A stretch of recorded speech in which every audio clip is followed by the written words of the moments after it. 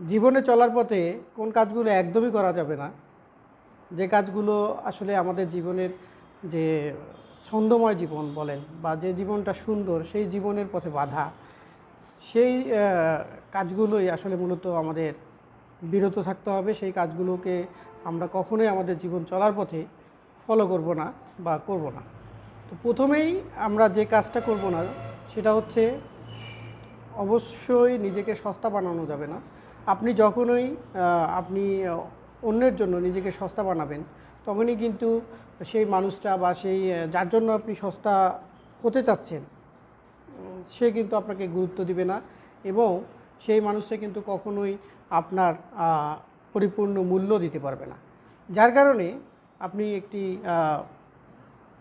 বিশৃঙ্খল যে জীবনের একটা অংশ হবেন, এবং সেই সাথে